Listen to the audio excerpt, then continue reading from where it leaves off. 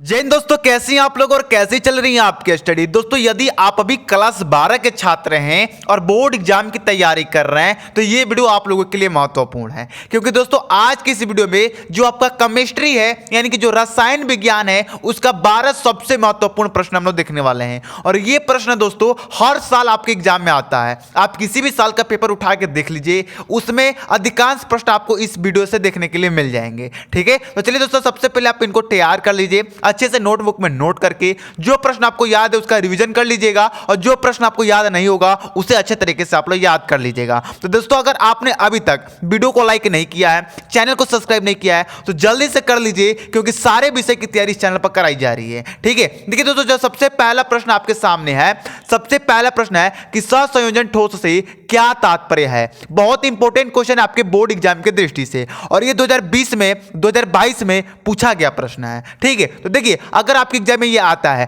तो आपको लिखना कैसे है, जिन ठोसों के क्रिस्टल जालक परमाणुओं से बने होते हैं वे सहसंयोजक ठोस कहलाते हैं। यानी कि जो ठोस क्रिस्टल जालक के परमाणुओं से बने होते हैं ना उसे सहसंयोजक ठोस कहते हैं। जैसे कि एग्जांपल में हीरा हो जाएगा, ग्रेफाइट हो जाएगा और सारे एग्जांपल हो सकते हैं, आप अपने से लिख सकते हैं, लेकिन अगर आप इस हीरा और ग्रेफाइट भी लिख सकते हैं, कोई दिक्कत नहीं है। ठीक है, चलिए दोस्तों जो हमारा दूसरा प्रश्न है उसे भी देख लेते हैं और उसे भी अच्छी तरह से समझ लेते हैं। दूसरा प्रश्न दोस्तों उसे देखिए, फ्रेंकल दोष उपस्थित होने पर भी क्रिस्टल के घनत्व में कोई परिवर्तन नहीं होता है, क्यों? अगर कोई क्रिस्टल है उसमें फ्रेंकल दोष उपस्थित है लेकिन उसके जो घनत्व में कोई परिवर्तन नहीं होता है, क्यों नहीं होता है भाई? देखिए फ्रेंकल दोष में धनायक अपने जालक बिंदु से हटकर उत्तरक अंतरकाशीय स्थान में आ जाते हैं, इसलिए क्रिस्टल के घनत्व में कोई परिवर्तन नहीं होता है। देखिए आपके पास एक ठोस है और इसमें जो गोलाकार आप देख रहे हैं ये क्या है बच्चों, ये जालक बिंदु है, और ये जो आप खाली स्थान ये सब देख रहे हैं ना ये अंतरकाशी है, और ये जो प्लस माइनस देख रहे हैं ये आपका आयन है, ये धन आयन है, ये ऋण आयन है। ठीक है, तो ये आपका डायग्राम है। अब दूसरे डायग्राम में देखिए दोस्तों, इसमें जो अंतरकाशीय स्थान है और ये जो जालक है, ये जो जालक बिंदु है, इसमें जो प्लस आयन था वो इस अंतरकाशी स्थान में चला आया है, और इसी के कारण ना क्रिस्टल का जो घनत्व होता है उसमें कोई परिवर्तन नहीं होता है। ठीक है, तो आपको ये डायग्राम नहीं बनाना है, आपको बस छोटा सा आंसर लिख देना है कि फ्रेंकल दोष में धनायक अपने जालक बिंदु से हटकर अंतरकाशीय स्थान में आ जाता है, इसलिए क्रिस्टल के घनत्व में कोई परिवर्तन नहीं होता है। ठीक है, चलिए दोस्तों हम जो हमारा तीसरा प्रश्न है उसे भी देख लेते हैं। प्रश्न दोस्तों उसे देखिए, आयनिक ठोस का परिभाषा दीजिए। वेरी इंपॉर्टेंट क्वेश्चन है आपके बोर्ड एग्जाम की दृष्टि से। दोस्तों एक बात मैं आपको बता देता हूं, अगर आपने अभी तक चैनल को सब्सक्राइब नहीं किया है तो देखिए आप गलत करो। मैंने अभी तक आपसे कभी पैसा मांगा है क्या? कभी भी आपसे मैंने पैसा नहीं मांगा है। देखिए कई ऐसे यूट्यूब चैनल है ना, कहेंगे कि पैसा दो तभी मैं आपको मॉडल पेपर दूंगा, पीडीएफ दूंगा। मैं कहता हूं ना कि आप बस मेरे व्हाट्सएप ग्रुप से जुड़ो, फ्री में दूंगा। अगर 1 रुपया मांग लिया ना तो आप मेरे चैनल को अनसब्सक्राइब कर सकते हो। मैं 1 रुपया कभी नहीं मांगता हूं। ठीक है, बस एक ही चीज कहता हूं कि आप लोग चैनल से जुड़िए। अगर आप चैनल से जुड़ेंगे ना तो आप ही का फायदा है। चैनल को सब्सक्राइब करने में ना 1 रुपया लगता है और ना 1 रुपया मुझे मिलता है। ठीक है, तो आप लोग मुझसे जरूर जुड़िए दोस्तों। अगर वीडियो पसंद आ रही हो तो वीडियो को आप लोग लाइक जरूर कर दीजिएगा। तीसरा प्रश्न क्या था दोस्तों, आयनिक ठोस का परिभाषा दीजिए। तो देखिए जिन ठोसों की क्रिस्टल जालक धन आयनों व ऋण आयनों से बने होते हैं वो आयनिक ठोस कहलाते हैं। यानी कि जो ठोस है, जो क्रिस्टलीय जो ठोस होते हैं, अगर वो माइनस प्लस धन आयनों से बने हैं तो वही आपका आयनिक ठोस कहलाता है। ठीक है, उदाहरण में क्या हो जाएगा, NaCl मतलब सोडियम क्लोराइड, धातु ऑक्साइड हो जाएंगे और आदि, यानी कि बहुत सारे और हो सकते हैं। तो दोस्तों चलिए जो हमारा चौथा प्रश्न है उसे भी देख लेते हैं, अच्छी तरह से उसे भी समझ लेते हैं। चौथा प्रश्न देखिए, समप्रासी विलयन किसे कहते हैं? यह भी बहुत इंपॉर्टेंट है लेकिन बहुत आसान है।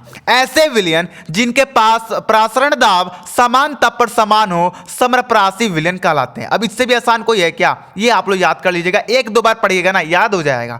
5 नंबर प्रश्न देखिए, किसी सेल के विद्युत वाहक बल से क्या तात्पर्य है? ये मैंने आपको कई बार क्वेश्चन ये बताया है लेकिन ये भी बहुत इंपॉर्टेंट है, इसलिए मैंने सोचा इस वीडियो में भी आपको बता दिया जाए। देखिए दोस्तों मैं केमिस्ट्री के 1-2 वीडियो नहीं, डेली 2-2 वीडियो अपलोड करता हूं और उसमें इंपॉर्टेंट क्वेश्चन बताते चलता हूं। तो आपको मैं जितना क्वेश्चन बताऊंगा छोटे वीडियो में थोड़ा क्वेश्चन बताता हूं, थोड़ा याद कीजिए और थोड़े से ज्यादा कर लीजिएगा तो आपका एग्जाम अच्छा जाएगा। ठीक है, 5 नंबर प्रश्न क्या था, देखिए किसी सेल के विद्युत वाहक बल से क्या तात्पर्य है? तो देखिए किसी सेल के इलेक्ट्रोडों के इलेक्ट्रोड विभव में अंतर, जब सेल से परिपथ में कोई विद्युत धारा नहीं बहती है, सेल का विद्युत वाहक बल कहलाता है। कोई परिपथ आपके पास और उस परिपथ में सेल से धारा प्रवाहित नहीं हो रही है, धारा नहीं बह रही है, उसे ही सेल का विद्युत वाहक बल कहते हैं। ठीक है, चलिए 6 नंबर प्रश्न देखिए, विशिष्ट चालकता से क्या तात्पर्य है। बहुत इजी क्वेश्चन है दोस्तों, इसको तो अगर आपको नहीं याद है तो समझिए कि आपने अभी तो कुछ पढ़ा ही नहीं है, क्योंकि जो केमिस्ट्री का बहुत फेमस क्वेश्चन है और बहुत ज्यादा इजी भी है।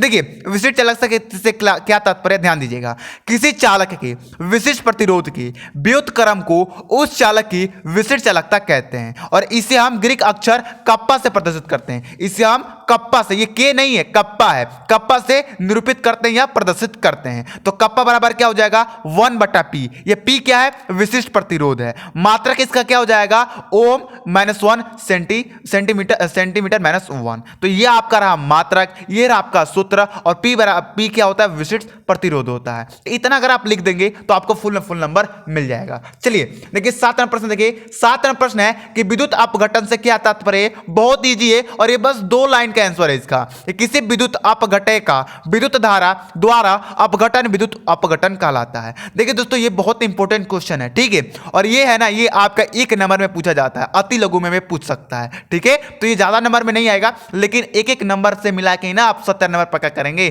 तो हम सारे प्रश्न देखेंगे, चाहे वो 1 नंबर वाले हो चाहे 2 नंबर वाले हो। तो चलिए दोस्तों, जो हमारा नेक्स्ट क्वेश्चन है, यानी कि जो 8 नंबर प्रश्न है, उसे भी देख लेते हैं। 8 नंबर प्रश्न देखिए, निम्न अभिक्रिया की कोटि व स्थिरांक की इकाई लिखिए। ये भी इंपॉर्टेंट क्वेश्चन है। ठीक है, आपसे क्या होगा ना कि आपके एग्जाम में एक समीकरण दे देगा और अभिक्रिया दे देगा, बोलेगा कि इसकी कोटि और स्थिरांक लिखिए। ठीक है, तो आपको इसे तैयार करके जाना है। तो देखिए ये जो अभिक्रिया है H2 + Cl2, जिससे आपका हाइड्रोक्लोरिक अम्ल बन रहा है, तो ये सूर्य के प्रकाश पर उपस्थित है। तो देखिए ये क्या हो जाएगी, ये शून्य कोटि की अभिक्रिया हो जाएगी, और जो इसका स्थिरांक हो जाएगा, शून्य कोटि की अभिक्रिया का वेग स्थिरांक की इकाई मोल लीटर -1 से सेकंड -1 होती है। इतना आप लिख देंगे, फुल नंबर आपको मिल जाएगा।